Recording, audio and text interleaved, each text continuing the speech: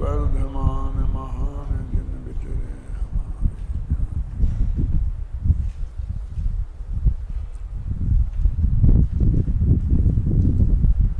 वृद्धंसार अनुशीलन भाग 2 का page number 198 19 चल रहा है, जिसमें जयचंद जी छाबड़ा के भावार्थ पर अपन विचार कर रहे थे। शुरू की 3 पंक्तियों पर हुआ था। अब इस पेज की नीचे से 2 पंक्तियां वो पढ़ते हैं। प्रकरण ये है कि उन्होंने ये कहा था कि ज्ञानी ज्ञानमय भावों का ही करता है और अज्ञानी अज्ञानमय भावों का करता है। मुद्दा ये है कि ज्ञानमय भाव क्या और अज्ञानमय भाव क्या।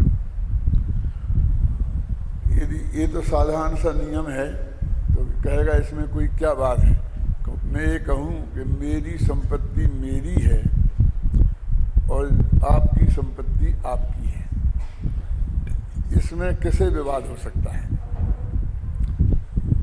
इस सामान्य नियम में ऐसे ही ये कहना कि ज्ञानी के सब भाव ज्ञान से बने हुए हैं और अज्ञानी के सभी भाव अज्ञानमयी हैं, इसमें किसी को क्या विवाद हो सकता है। सवाल तो ये है कि बात किन किन भावों की है, कि राग द्वेष भावों की बात है। तब राग द्वेष भावों का कर्ता अज्ञानी है और ज्ञानी नहीं है। और सभी लोग जब इसके प्रश्नोत्तर में पढ़ते हैं तो उन्होंने कहा कौन से भाव हैं अज्ञान भाव, कि राग द्वेष भाव, उनको अज्ञानमय भाव कहते हैं। वास्तव में तो अज्ञान शब्द ज्ञान के विरुद्ध है, तो नहीं जानने रूप अज्ञान लो, चाहे गलत जानने रूप अज्ञान लो, उसमें राग द्वेष की बात क्यों आती है। क्या कि राग द्वेष अज्ञान भाव है, फिर तो सारे पदार्थ जो हैं ये भी अज्ञान है, क्योंकि इसमें ज्ञान नहीं है, राग द्वेष में ज्ञान नहीं है। तो लेकिन यहाँ पूरा प्रकरण ये चल रहा है कि ज्ञानी में के जो राग द्वेष रूप का क्रियाएं और राग द्वेष रूप परिणाम देखने में आते हैं, और आगम कह रहा है कि ज्ञानी उनका कर्ता नहीं है और अज्ञानी के जो राग द्वेष देखने में आते हैं उनका अज्ञानी करता है। फिर हम जब कहते हैं कि नहीं भैया उनमें फर्क है, फिर हम तो एक सही राग द्वेष करते देखते हैं कि जो अनंतानबंदी का राग द्वेष है वो तो बाहर देखने में आता नहीं है, क्योंकि अप्रत्याख्याना वर्ण में ही इतना राग द्वेष है कि बाहर का जितना असंयम होना होता है वो उसके उदय में ही हो जाता है ना। मानो उस असंयम भाव के लिए अनंतानबंदी की जरूरत नहीं है। इतना असंयम भाव 96 हजार शादियाँ कर लेना और 6 खंड की विभूति रख लेना और उसके लिए जी जान लगा देना, भाई पे भी चक्कर चलाने की बात आए तो चला देना, सगे भाई दीक्षा लेके जाते हैं तो चले जाने देना, और भगवान की दिव्य ध्वनि खिड़ती हो तो खिलने देना। लेकिन मैं तो इस कीमत पर भी इसको 6 खंड का मालिक बनूंगा। अब ऐसी कौन सी प्रवृत्ति है अज्ञानी की, घबराना नहीं, कि जिसकी वजह से आप ये कहना चाहते हैं कि अज्ञानी के भी राग द्वेष अज्ञानमय है और ज्ञानी के ज्ञानमय है। ये मुद्दा है, ख्याल में है ना। क्योंकि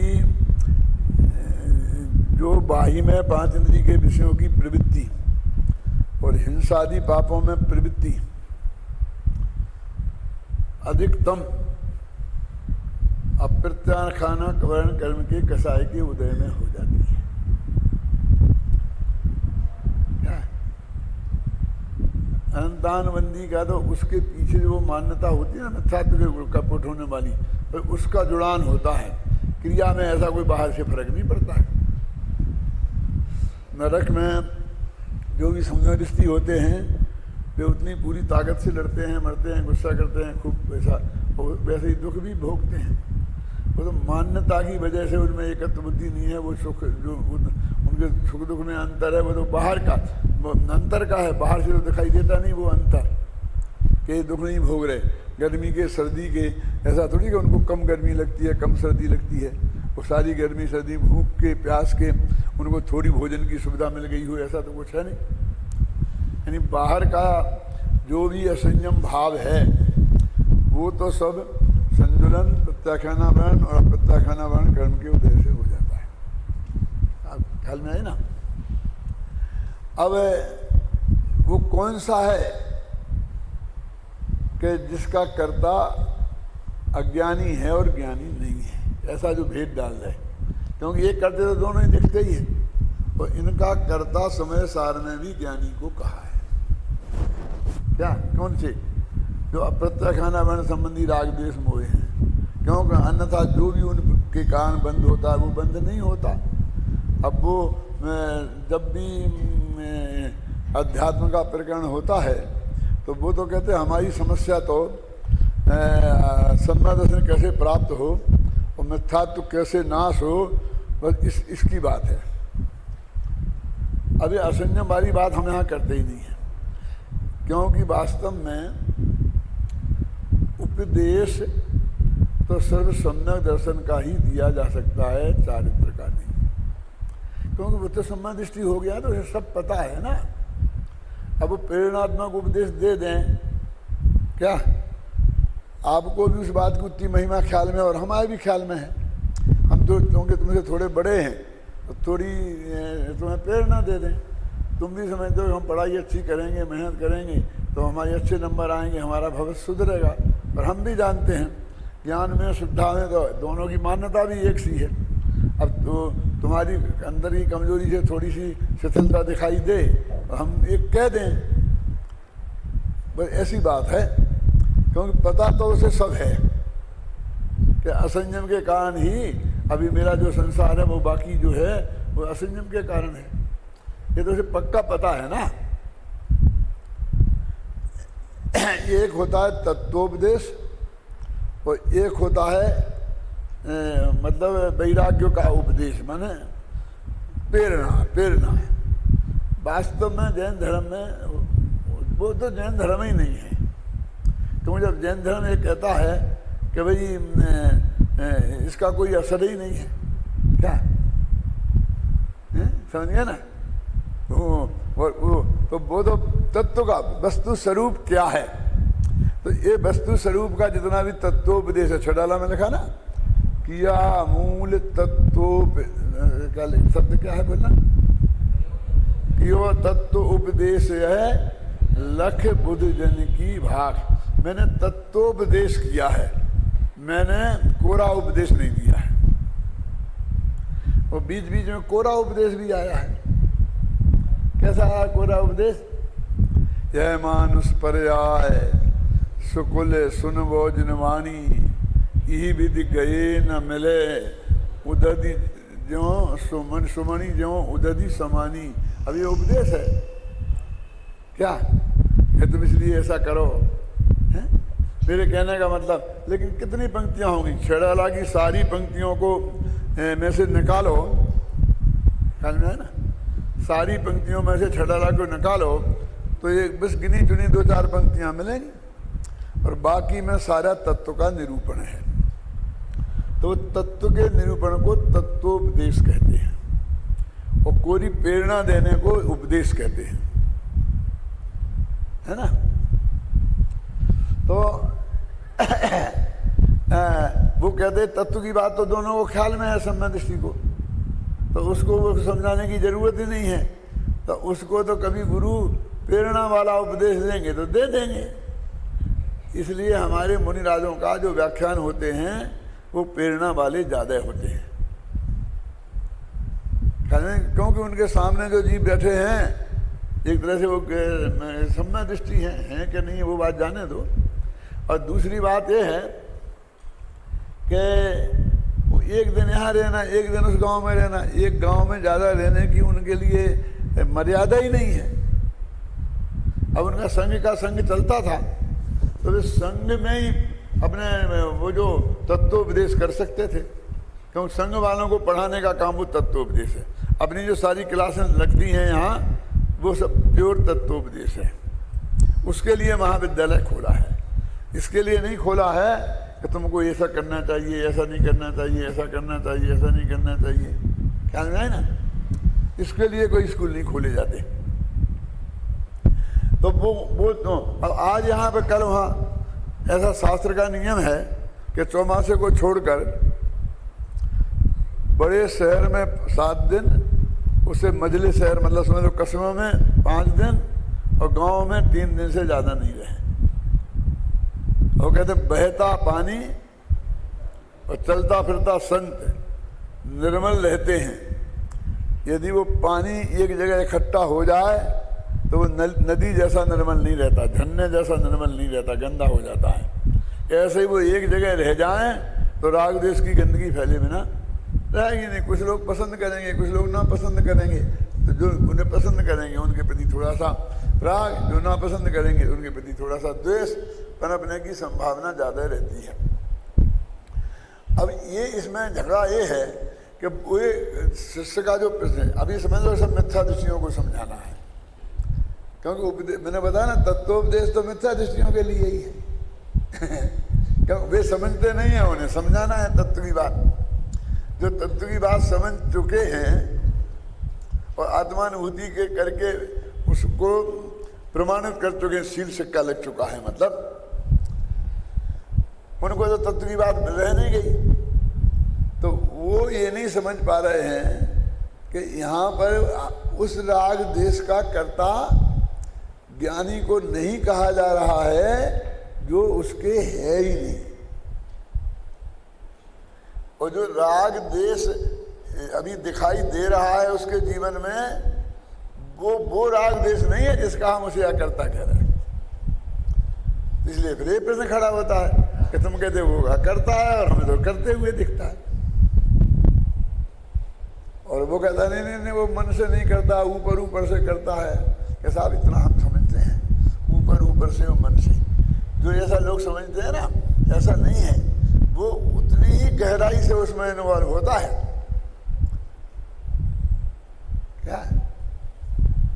क्या वो एकदम, और वो उस समय भी ये मारते समय सोचता रहता होगा कि नहीं नहीं मार तो मैं सकता ही नहीं हूँ, फिर भी चक्र चला दो।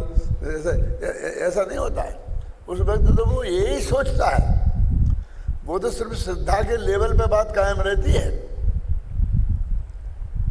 अब हम क्या करें, ज्ञान और श्रद्धा का फर्क हम नहीं समझ पाते हैं, तो हम क्या करें, क्या कैसे कहें?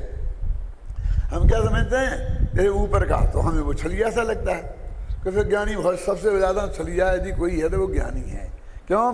कि अंदर से समझता कुछ है, बोलता कुछ है, करता कुछ है। तो वही तो परिभाषा है, हैं? क्यों समझे ना? हैं?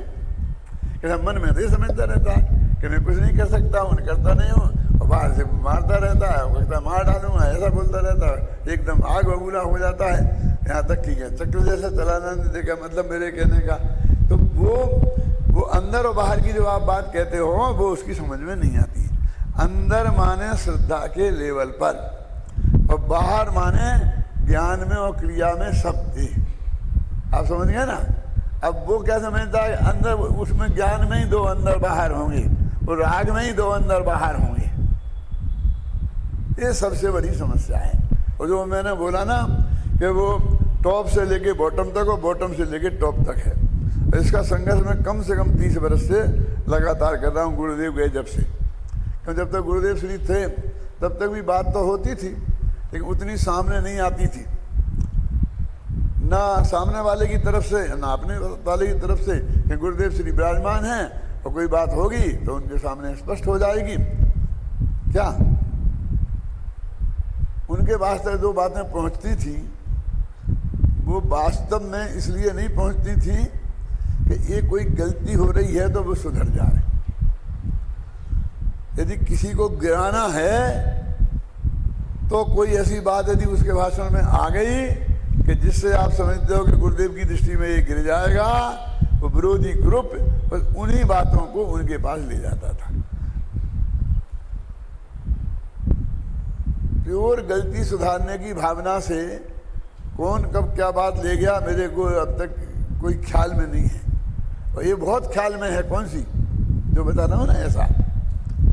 तो इसलिए उसके बाद में फिर सब बातें सामने आने लग गई, जो अंदर का समझ लो ज्ञान था जो कुछ इसका था, वो सब डंके की चोट कहने लग गए, तो वो बात सामने आने लग गई।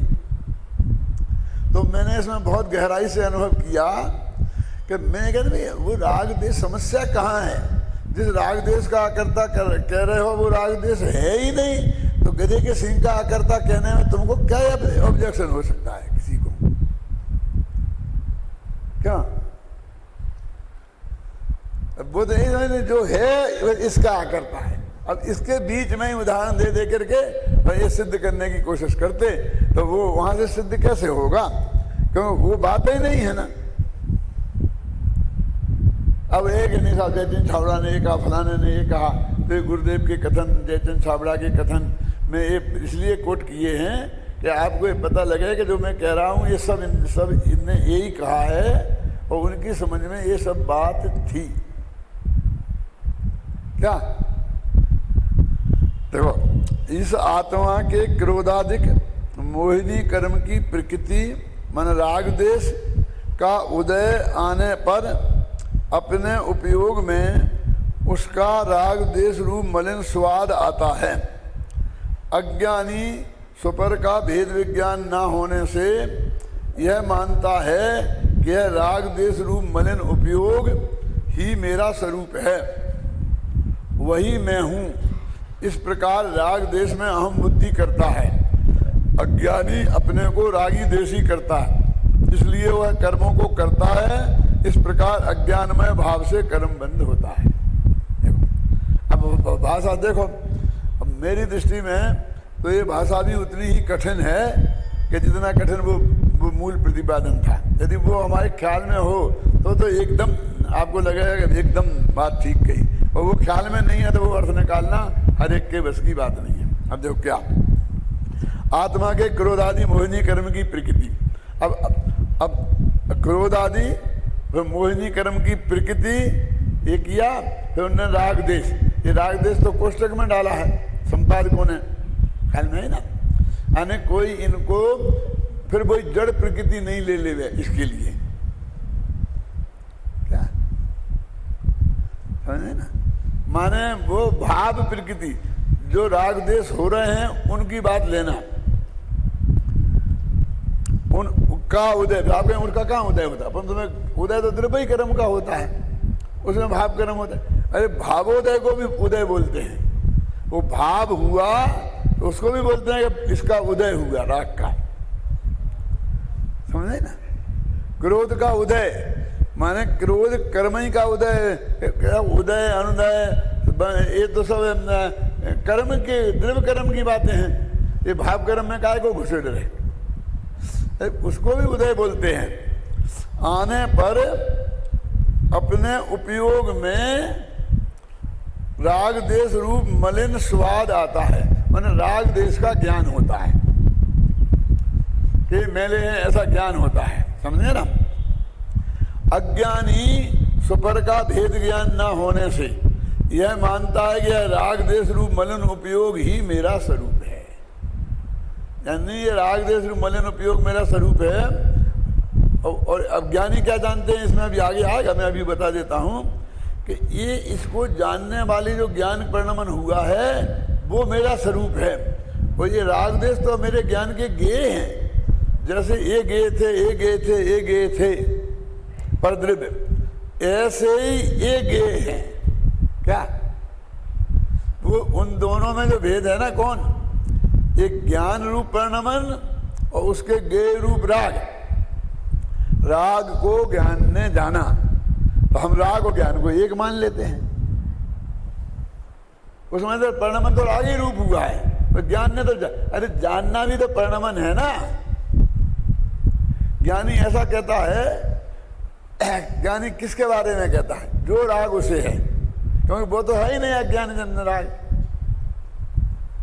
कि भाई ये राग जुदा है और मैं जुदा हूं, और मैं इसकी ज्ञान क्रिया का ही करता हूं, राग क्रिया का करता नहीं हूं, इसकी भी। और फिर एक न ऐसा लगता है वहां जिससे वो ये ज्ञानी भी मानता है कि मैं राग देश रूप परिणमन हुआ है मेरे चार त्रिगुण में, वो भी मेरा है, ऐसा मानता है एक नए से, ख्याल में आई ना। और ज्ञानी ऐसा भेद विज्ञान नहीं कर, अज्ञानी नहीं कर पाता है, जो उसको ही मुख्य मान लेता है मेरा से। तो इस प्रकार राग देश में अहम बुद्धि करता हुआ अज्ञानी अपने को रागी द्वेषी करता है। अब राग में अहम बुद्धि की तो उसने कर्म का कर्ता नहीं हो गया, वो राग अपने को रागी द्वेषी करता है, अपने को रागी द्वेषी करता है माने मानता है,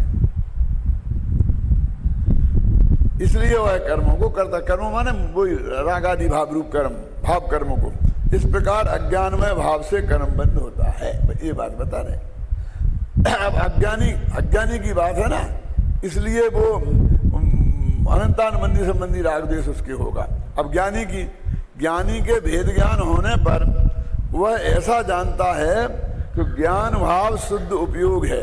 शुद्ध उपयोग माने ये शुभ उपयोग अशुभ उपयोग, शुद्ध उपयोग नहीं, वो वाला उपयोग नहीं है क्या, माने बस प्योर, वो प्योर उपयोग है। जिसको उसने जाना वो उसका मिक्सचर उसमें नहीं है क्या। अब ये बहुत तकलीफ की काम है। हमारे ज्ञान में यदि ये बात है तो हम इसको ऐसे खोल के लिखेंगे कि शुद्ध उपयोग है, माने उसको सिर्फ जानने वाला है, राग रूप नहीं हुआ है, ऐसा। वही मेरा स्वरूप है, वही मैं हूं। मैं तो राग देश कर्मों का, राग देश एक कर्मों का रस है, मेरा रस नहीं है, वह मेरा स्वरूप नहीं है। इस प्रकार राग देश में अहम बुद्धि ना करता हुआ ज्ञानी अपने को रागी देशी नहीं करता माने नहीं मानता, क्योंकि इस बात सिर्फ श्रद्धा के लेवल की चल रही ना, केवल ज्ञाता ही रहता है, इसलिए वह कर्मों को नहीं करता। इस प्रकार ज्ञानमय भाव से कर्म बंद नहीं होता। अब कर्म बंद नहीं होता, इसमें भी फिर दाव पेच है कि यहाँ पर वो मिथ्यात्व संबंधी जो बंध है 41 प्रकृतियां जो चौथे गुणस्थान के पहले बनती हैं, उनकी बात है, बस वे बंद नहीं होते हैं, उसको वो कर्म बंद नहीं होता है। अब वो लिख देगा उनको 41 प्रकृतियों का कम बंद नहीं होता, शेष का होता है, तो वो बात उतनी स्पष्ट तो हो जाएगी, फिर बंद नहीं होता है वाली बात नहीं कहती, बोलेगा उनका होता है इनका नहीं होता है, दो बातें हो गई।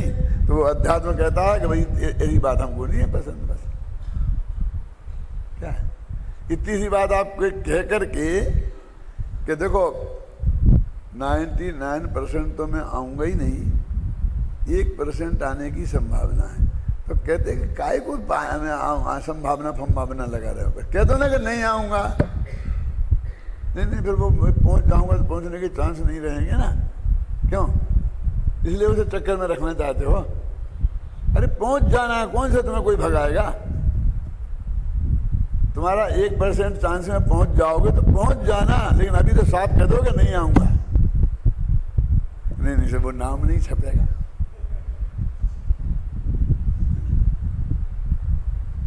ये बहुत बड़ा धर्म संकट है।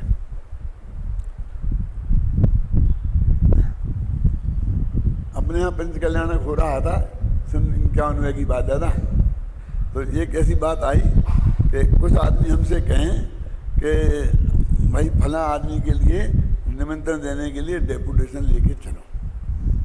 तो मैंने कहा 2 दिन बाद पंच कल्याणक शुरू है, हम कैसे जा सकते हैं, और हमने कई तरह फ़ोन से बात की है, पत्र दिए हैं, ख्याल में है ना। अब उन्होंने मना कर दिया क्लियर, अब फिर हमें पंचकर्मा का काम छोड़ के चले जाएं, ये संभव नहीं है। नहीं आप नहीं जाओ, परमात्मा को भेज दो, ये कर दो। मैंने कहा यहाँ उसे इसलिए बुलाया है कि हमें काम है, हम थोड़ी दौड़ सकते हैं, दौड़ाएंगे तो इन बच्चों को ही, हम उन्हें नहीं, आप चले जाओ, आप चले जाओ, तो पत्रिका में नाम दे दो, फिर हम चले जाएंगे। पत्रिका में नाम कैसे दे दो, उनने हमें लिखा है कि जैन पद प्रदर्शक में ये निकाल दो कि जहाँ तक मेरी लिखित स्वीकृति मेरे हाथ की ना हो तब तक नाम नहीं छापना, और हमने वो निकाल दिया। अब नाम कैसे छाप दें, तो फिर नाम नहीं छापोगे तो फिर हमारे जाने का फायदा क्या। फिर वे कैसे आएंगे? अरे क्यों? अभी तक उन्होंने ना की है, जब तक पत्रिका छपी तब तक नाम नहीं छप रहा। आप समझे ना? अब वे आएंगे तो उन्हें कौन रोकता है? उनको उसी सम्मान के साथ, उसी बिल्कुल गौरव के साथ बुलाया जाएगा, रखा जाएगा, वही उनको सब किया जाएगा, कोई फर्क नहीं पड़ेगा। लेकिन नाम नहीं छाप सकता। नाम हाँ कराओ, अभी हाँ छाप देता।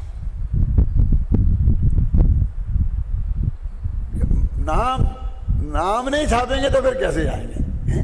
क्यों? हमने प्योर, इसका मतलब ये है कि वे हमसे कहते रहे कि ये झूठा नाम छापते हैं, फिर ये ऐसा करते रहे, हमने अखबार में निकाल दिया, फिर भी हम सब झूठे बनते रहे, ये हमसे बर्दाश्त नहीं होगा। क्यों? क्या उनकी वजह से जो लोग आते थे वे नहीं आएंगे तो नहीं आएंगे, 10-20 लोग, क्या फर्क पड़ता है? 2 लाख लोगों में 10-20 लोग नहीं आएंगे तो क्या फर्क पड़ता है?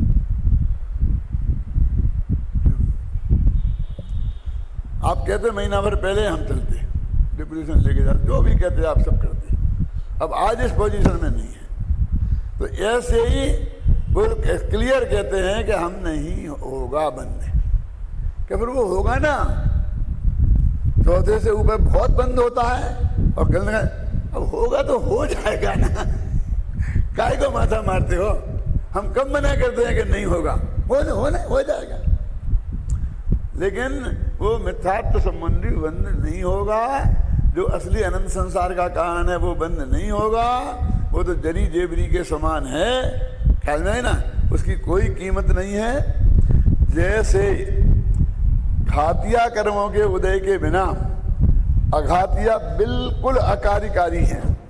मैंने कल बोला था ना, असाता वेदनी के उदय पर होने से 13वें गुणस्थान में श्वेतांबर लोग उनको भोजन करना मानते हैं, और हमारे आचार्य कहते हैं कि वो तो जरी जेबरी के समान है।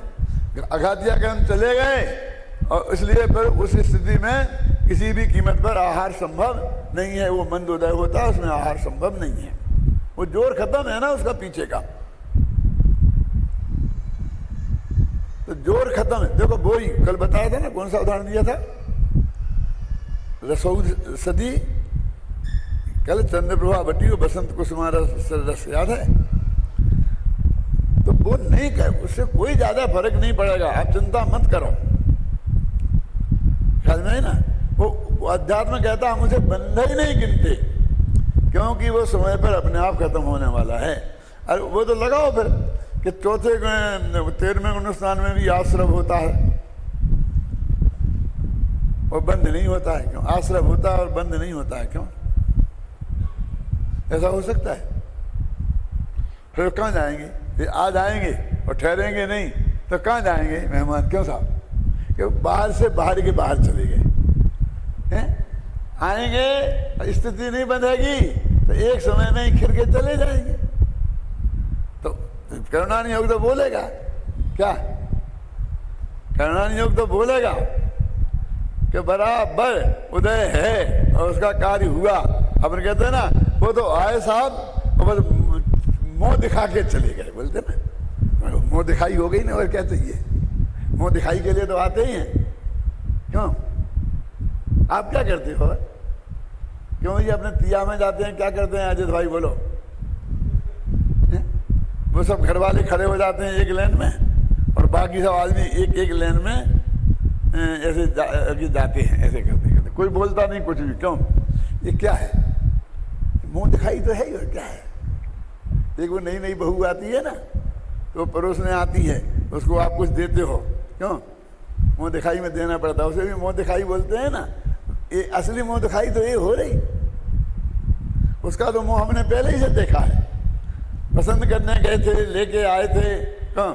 हम तो पूरी प्रक्रिया में थे, हमें क्या मुंह दिखाई करनी है उसकी? और कल से रोज ही ना देखने हैं। असली मुंह दिखाई तो ये है ना, आज तक जिन्हें देखा था कभी, और ना कल से देखना है। असली मुंह दिखाई तो ये है ना। ऐसे उस कर्म को आया उदय में, तो उससे हम कह देते हैं कि बंद नहीं होता, ऐसा कह देते ना, कोई दिक्कत नहीं है। ठहरा नहीं इसलिए बंद नहीं होता, आश्रम होता है। हम ये भी कह देंगे आश्रम नहीं होता, क्योंकि जो बंधा नहीं वो काय का आश्रम, समझिए ना। तो अध्यात्म में चौथे गुण स्थान में उन प्रकृतियों के लिए कह देता है। वो अनंत संसार के सामने वो बिल्कुल अल्प संसार है, समझे ना? 2-4 भव का, 10-20 सागर का है। 2-4 भव कहने से आपको उतना नहीं लगता है, 10-20 सागर कहने से आपको बहुत लगता है, हैं? मैं तो 50 सागर का कहना चाहता था। क्या बबलू समझ में आया? सम्मा दर्शन हो गया तो कहीं साहब 3 भव में मोक्ष चला जाएगा। अब एक तो 3 भव ऐसे होते गया, 4 वर्ष का मर गया, 2 वर्ष का मर गया, 1 वर्ष का मर गया, 3 भव हो गए। क्यों? निपट गए ना 5-7 वर्ष में। और एक सीधा सर्वा सिद्धि चला गया तो 33 सागर गए। उसके लगा ना वो अत्यल्प काल में मोक्ष जाएगा। कौन? सौधर्मेंद्र अत्यल्प काल में मोक्ष जाएगा, है क्या? फलाना हेमेंद्र अत्यल्प काल में मोक्ष जाएगा। अरे इसने वो जाएगा वहां सर्वा सिद्धि में रहेगा, क्या फर्क पड़ता है? नकुल सदेव ने कहा भाई साहब आप चलो हम आते हैं। अब चलो हम आते हैं माने 33 सागर बाद। लेकिन 33 सागर तो रहे लेकिन मजे में रहे ना। क्यों मजे में रहे? इस 14वें गुणस्थान के अंत का जो सिद्ध भगवान का सुख और चौथे गुणस्थान के सुख में ये मजे में रहना है। वैसे तो सुख जाति एक है लेकिन भाग तो उसका अनंतमा है ना।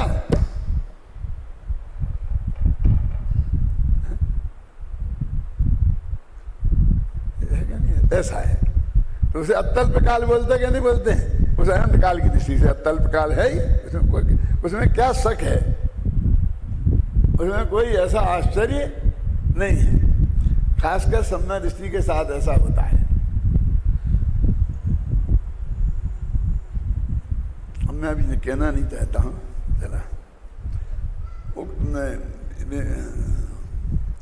उक्त संदर्भ में स्वामी जी के विचार भी दृष्टव्य हैं जो इस प्रकार हैं। क्योंकि ये महत्वपूर्ण सब्जेक्ट है ना, इसलिए मैं सब पढ़ रहा हूँ। इसलिए बिना पढ़े भी काम चल लेता, बात वही की वही आनी है, लेकिन ये सब जगह आई है। और दूसरा उद्देश्य वो भी है कि अधिक काल तक जितना आपके दिमाग में ये बात रहेगी ना तो उतनी आपकी धारणा में स्थिर हो जाएगी। और अब तो विद्यार्थियों की धारणा में बहुत जरूरी है, क्योंकि आपके कुछ उल्टा सीधा हुआ तो ज़्यादा फर्क नहीं पड़ेगा। जो कुछ होगा वो आपका ही होगा। भला होगा बुरा होगा किसका होगा? उन श्रोताओं का ही होगा। लेकिन विद्यार्थियों के दिमाग में उल्टी सीधी चली गई तो अपने साथ में ये बहुत लोगों का कल्याण कर देंगे। सीधी चली गई तो ऐसा एक प्रकार का कल्याण कर देंगे, और उल्टी चली गई तो दूसरे प्रकार का कल्याण कर देंगे। मैंने वो बात मल्टीप्लाई होती है, समझ गया ना? गलत रास्ते पे लगा देंगे। ज्ञानी का ज्ञानमय परिणाम है। इसका अर्थ भी यही है कि ज्ञानी वीतरागतामय परिणाम है। उसकी दृष्टि वीतरागी हुई है, ज्ञान वीतरागी हुआ है और आचरण भी वीतरागी हुआ है। अब जब आचरण भी बोला है, अब वो ऐसा आचरण है तो दिखेगा नहीं। अब हमें तो दिखता नहीं वीतरागी आचरण। क्यों? ज्ञानी के सर्वभाव वीतरागी है। इस कारण ज्ञानी वीतराग भाव का ही करता है और वीतराग भाव उसका कर्म है। टोडरमल जी ने लिखा ना, सारा धर्म वीतरागता में बसता है। श्रद्धा ज्ञान चारित्र तीनों पर वीतरागता घटित की है ना। और वो हमने जब वो PhD की थी ना तो सबसे पहले किताब में ऐसा लेके उसे छापा था। बस अकेली वही चाल लेने टोडरमल जी की, मोक्ष मार्ग प्रकाशक का सार ही है। श्रद्धा ज्ञान चारित्र तीनों को वीतरागता में घटित किया। मैं इसलिए कहना चाहता हूँ कि अब हम उस वीतरागता की बात आती है तो वो राग देश वाले अभाव चारित्र वाली वीतरागता ही समझते हैं। जो श्रद्धा गुण में अनंतानंदी के साथ गई, चारित्र की प्रकृति भी गई ना, तो वो भी है। और वो जो जिस लेवल की वो बात है उस लेवल की बात को हम समझ नहीं पाते। ज्ञानी के सर्वभाव वीतरागी हैं। इस कारण ज्ञानी वीतराग भाव का ही करता है और वीतराग भाव उसका कर्म है। देखो मैं काय का अर्थ कर रहे, ज्ञानी के सब भाव ज्ञान से बने हुए हैं, अब उसमें वीतरागता के शब्द का प्रयोग कर रहे है ना। परंतु जो व्यवहार रत्नत्रय का राग होता है, अब ये बहुत खतरनाक बात, ज्ञानी उसका करता नहीं है। ज्ञानी के सभी भाव ज्ञानमय ही होते हैं। व्यवहार रत्नत्रय का जो राग होता है उसे ज्ञानी मात्र जानता है, किंतु वह राग ज्ञानी का कार्य नहीं है। अरे व्यवहार रत्नत्रय शब्द तो व्यवहार रत्नत्रय है। गुरुदेव को आप लोगों ने ध्यान से सुना हो या पढ़ा हो तो मैं एक प्रश्न पूछता हूँ, अपने मन में जवाब देना। व्यवहार रत्नत्रय कौन से गुण की पर्याय है? व्यवहार रत्नत्रय नहीं बोलना हो तो मैं बोलता हूँ व्यवहार सम्यक दर्शन, और कठिन हो गया थोड़ा, है ना। व्यवहार सम्यक दर्शन कौन से गुण की पर्याय है? गुरुदेव ने सैकड़ों बार कहा इसके बारे में, इसलिए बोलता हूँ मैं। व्यवहार रत्नत्रय कहने में उतना स्पष्ट नहीं होती बात। व्यवहार सम्यक दर्शन कौन से गुण की पर्याय है? तो उसमें क्या है साहब? सम्मत तो श्रद्धा गुण की पर्याय है ना, वो भी श्रद्धा गुण की पर्याय होगी। गुरुदेव बोलते हैं चार गुण की पर्याय है, चार गुण की पर्याय। क्यों? क्योंकि वो राग रूप है। वो देव सास गुरु की श्रद्धा, परदेव की श्रद्धा तो राग रूप होती है। लेकिन हजारों जगह मिलेगा तो लोग कहते हैं क्या कह रहे, क्या कह रही है। मैं राग के रूप में आप चीज देखना चाहते हैं, हर एक चीज को आपने कहा देव सच्चे देव सास गुरु की श्रद्धा, देव की भक्ति, शास्त्र के प्रति विनय का भाव, फलाना का भाव, गुरु के प्रति अनुकूलता, ये सब क्या है? माने इनके प्रति अत्यंत भक्ति का भाव होना, माने राग होना, ऐसा है। तो राग है तो चार गुण की पर्याय है। और यदि वो मान लो सम्मत दर्शन नहीं हो तो फिर वो विपरीत पर्याय है, मिथ्या चरित्र। देखा ना, इन जुत विषयन में जो प्रवृत्त जाको जानो मिथ्या चरित्र, माने मिथ्या दर्शन मिथ्या ज्ञान से युक्त पंच इंद्रिय के विषयों की प्रवृत्ति मिथ्या चारित्र है। अब देखिए, अब पंच इंद्रिय के विषयों की प्रवृत्ति मिथ्या चारित्र नहीं है। क्यों नहीं है? कि भरत चक्रवर्ती जैसे जीवों की पंचेंद्रिय के विषयों में प्रवृत्ति तो निर्बाध थी। निर्बाध थी माने अपनी मर्यादा के भीतर, ठीक है नहीं थी, तो वो मिथ्या चारित्र था। तो सम्मत दृष्टि के मिथ्या चारित्र होता है। सम्मत दृष्टि तो वो असंयम को भी उसका नाम पड़ेगा तो सम्यक चारित्र ही नाम पड़ेगा उसका।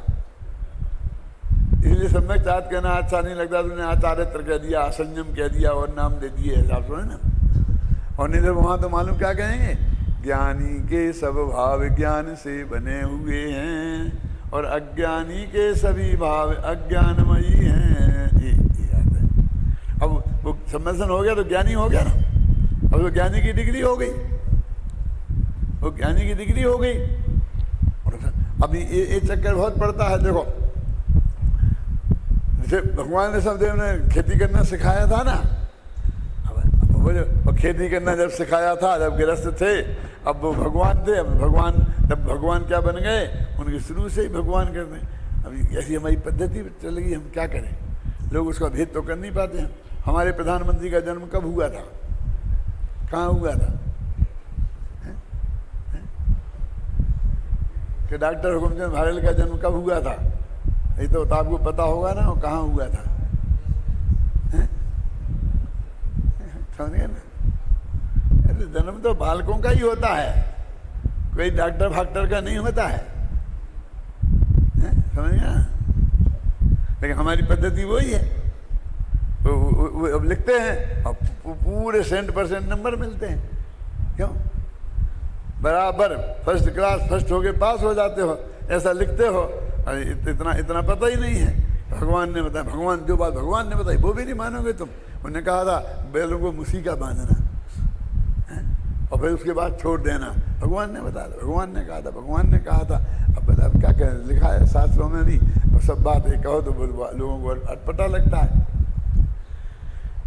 उस समय जिस आदमी ने ऐसा, देखो मान लो एक ज्ञानी जिनका वर्णन है शास्त्रों में, भरत चक्रवर्ती आदि का भी तो जन्म से सम्यक दृष्टि थे। लेकिन ऐसे भी तो हो सकते हैं ना कि जन्म के समय में महामिथ्या दृष्टि हो, गीत मिथ्या दृष्टि हो, क्यों, और बाद में होंगे। कौन हो सकता है ऐसा? एक आध नाम बता सकते हो? फटाफट हाथ उठाओ, 1 सेकंड में, उत्तर भी 1 सेकंड में हैं? गौतम स्वामी, अब तो सब पता है इनको, सबको पता है ना कि वो बराबर भगवान महावीर के विरोधी थे, वेदांती थे, बिल्कुल गीत मिथ्या दृष्टि थे कि नहीं थे? और वे भगवान महावीर के उपदेश से सम्यक दृष्टि हो गए। ठीक है, अरे सारी दुनिया कहती है, सब जगह लिखा है, इंद्र लाया उन्हें। अरे जब लाया तो वहां कहाँ, वो तो समोषण में प्रवेश ही नहीं किया, भगवान की दिव्य ध्वनि ही नहीं खिली, भगवान के दर्शन ही नहीं हुए। वो तो अकेला मानस स्तंभ में भगवान की जो मूर्ति विराजमान थी, क्यों, और वहीं मालूम क्या हुआ, सम्यक दर्शन हुआ, सम्यक ज्ञान हुआ, फिर वहीं दीक्षा ली, फिर वहीं आत्मा में गए और वहीं मन पर ज्ञान हुआ। अरे क्या कह रहे, तब तो समोषण में गए, तब वे गणधर बने, तब उनकी दिव्य ध्वनि खिली। अब कितनी प्रक्रिया बीच में उपेक्षा कर दी राजेंद्र, है ना? भगवान महावीर के उपदेश से नहीं हुए गौतम स्वामी को, न सम्यक दर्शन, न सम्यक ज्ञान, न सम्यक तारत, न उनने दीक्षा दी, न उनसे दीक्षा ली। ये सब ऐसा हो जाता है, इसीलिए तो हम कहते हैं, क्या कहते हैं, बोलो जल्दी। जिन प्रतिमा जिन सारखी, कही जनागम माई। अब समझ में आ गया आपके क्या फर्क पड़ा? वहां समोषण में जाकर के भी वही उनका शरीर दिखने वाला था, उपदेश तो होता नहीं है? तो मूर्ति दिख गई, क्या फर्क है? दोनों ही पुद्गल हैं। होगा तो इससे ही हो जाएगा, नहीं होगा तो उनसे, क्योंकि उससे होना थोड़ी है, होना तो यहीं से है। अपनी काल लब्धि, अपने पास संभाय आने से होना है, ख्याल में आई ना, उससे थोड़ी होना है। वो होने वाली सारी सामग्री तो यहां मौजूद है। ऐसा नहीं, कैसी काल लब्धि आती है, वो अनंतर पूर्व प्रवृत्ति प्रजाओं का सिलसिला नहीं होना चाहिए, पहले से कुछ नहीं होना चाहिए। शांति जी, कहाँ होना चाहिए, वो पूरा हुआ था, वो बराबर वो चौथे गुणस्थान के पहले होने वाली करण लब्धि भी वहां से पूरी हुई थी, समझना। वो एक एक समय की जो पर्याय का अभाव होगा, उत्तर पर्याय का उत्पाद हुआ था, वो प्रक्रिया पूरी हुई थी। फिर दीक्षा लेने की प्रक्रिया पूरी हुई थी, फिर बस उतारने की प्रक्रिया पूरी हुई थी, फिर अपने अंदर जाकर के दूसरी करण लब्धि चारित्र वाली, क्यों है? वो भी हुई थी। जो भी गुणस्थान तक पहुंचते हैं ना, वहां पर पहुंचे, मन पर ज्ञान हुआ। मेरे कहने का मतलब, कदाचित तो चाहे तो उपसम श्रेणी भी चढ़ गए हों, अब हम उसके बारे में पक्का नहीं कह सकते अभी। मेरे कहने का मतलब, वो जो अति आवश्यक प्रक्रिया है वो सब पूरी हुई थी, और बाकी की जो नहीं हुई वो उतनी आवश्यक नहीं है। वो होए तो बढ़िया, वो नहीं होए तो भी उसके बिना काम होता है। इसके बिना काम नहीं होता है, पर इससे भी काम है नहीं होता है। सब अंदर हो गया था। अब फिर इसलिए कितना बढ़िया उदाहरण है कि ये सब समझ में आ गया, बस अकेला मोक्ष ही बाकी है, केवल ज्ञान बाकी है। और फिर भी वो 30 वर्ष तक रोजाना 7 घंटा और 12 मिनट तक भगवान की ध्वनि सुनते रहे। कुछ नहीं समझना था, सुनते रहे। हमें तो जरा भ्रम हो जाए कि मैं सब समझता हूं, क्यों है? जो भी ये कहता है कि मैं सब समझता हूं, राजेंद्र जी, वो गारंटी से सब नहीं समझता, क्योंकि सब तो केवल ज्ञान होने पर समझते हैं। वो तो अभी अपने को केवल ही घोषित कर रहा है क्या? मैं कह रहा हूं कि जितना अधिकतम सूक्ष्म ज्ञान में समझा जा सकता है वे गौतम समझ चुके थे, क्योंकि गणधर द्वादशांग के पाठी होते हैं, और द्वादशांग के पाठी होने के लिए द्वादशांग पढ़ने नहीं पड़ते हैं। तो पाठी क्यों कहते हैं? अब हम क्या कहते, क्यों कहते हैं, क्या समझ में आया? बिना पढ़े को पाठी कहते हैं।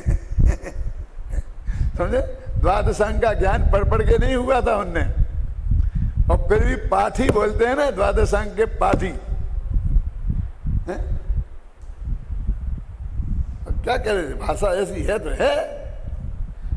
लेकिन जो लोग थोड़ा ये भ्रम हो जाता है, फिर वे सुनने की आवश्यकता नहीं रहती उन्हें, फिर पढ़ने की आवश्यकता नहीं रहती है उन्हें, फिर करुणान योग पढ़ने की आवश्यकता नहीं रहती है, चरणान योग पढ़ने की आवश्यकता है, प्रथमान योग नहीं रहती है, पता नहीं कितने कितनी बीमारियां खड़ी हो जाती हैं। लेकिन उन्होंने वे चारों ही अनुयोग पढ़े, क्यों? द्वादशांग के ज्ञान में चारों अनुयोग आते होंगे कि नहीं, और द्वादशांग का प्रतिपादन चारों अनुयोगों का होता होगा कि नहीं। वो पढ़े और समझ लो पढ़ाए, लिखे, गणधर ने गूंथे द्वादशांग।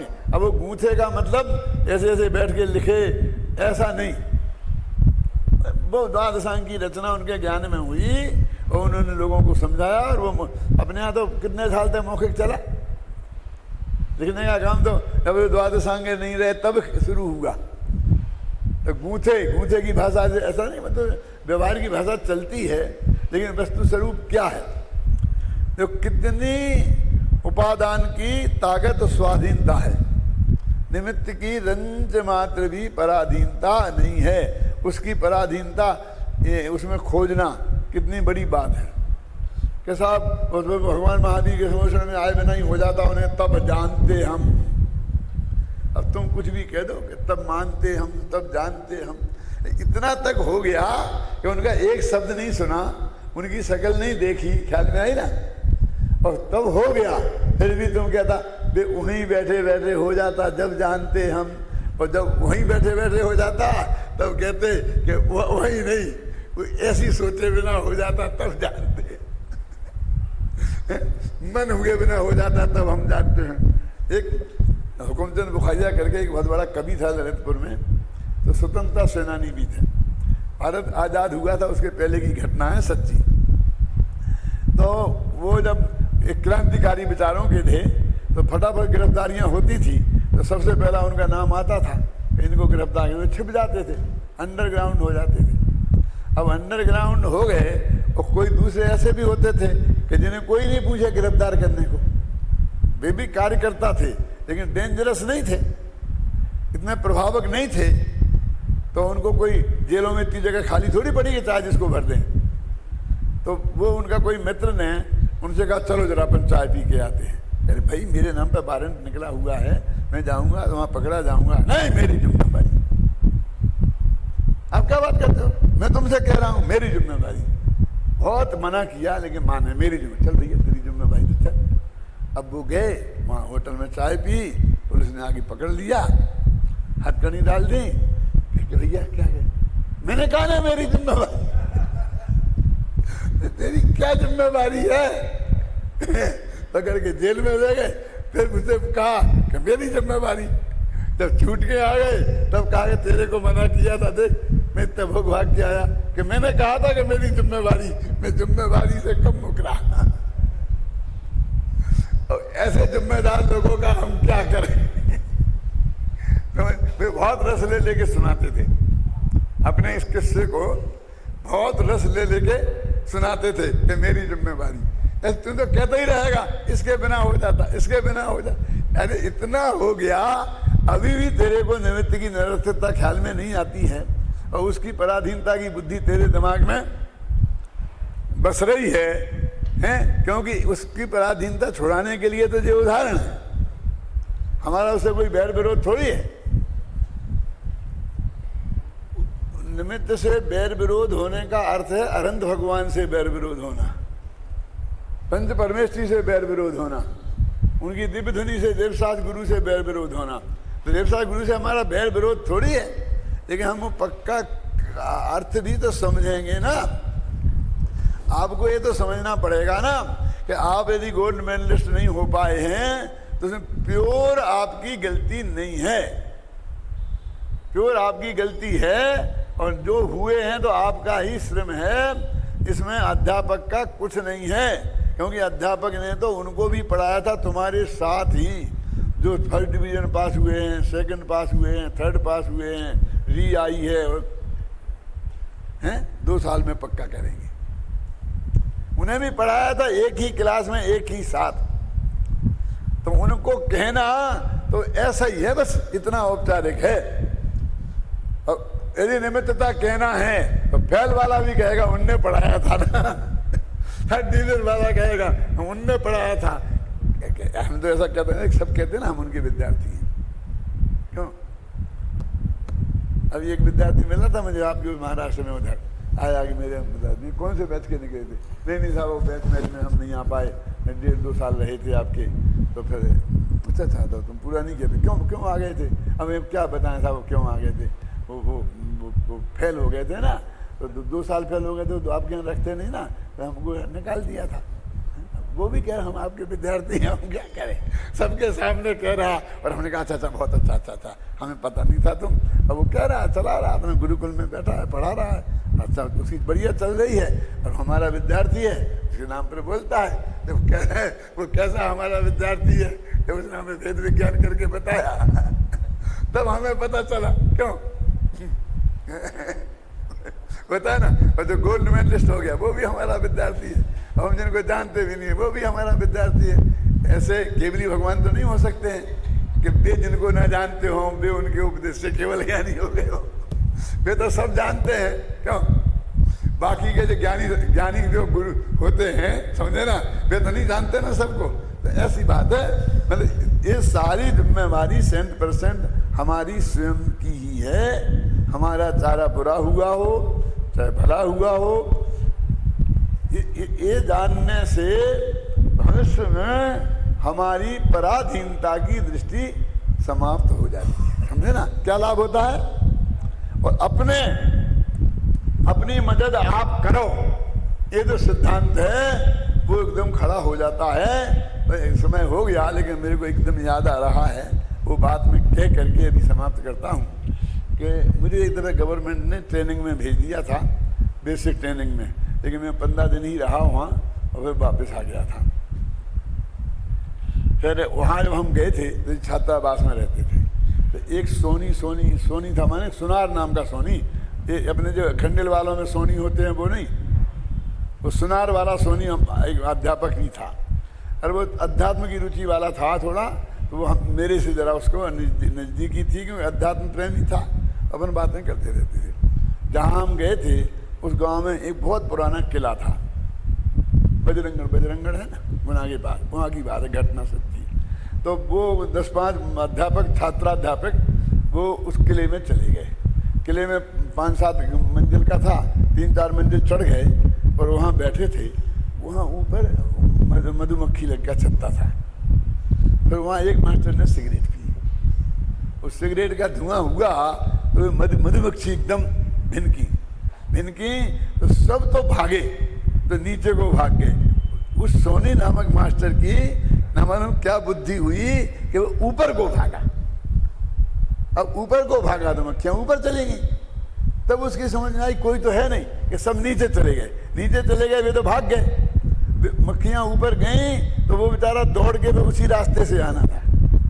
तो उसी रास्ते से आया तो आते आते वो मक्खियां इतनी चैंट गई उसको, समझ गया ना, सब तो भाग गए थे। फिर वो जाकर बगल में नदी थी, वो नदी में जाके वो डुबकी लगाई तो जब वो माथा डुबाता था तो मक्खियां ऊपर उड़ने लगती थी कि कितनी देर तक डुबाएगा, तो बाहर निकालता था, फिर चैंटती।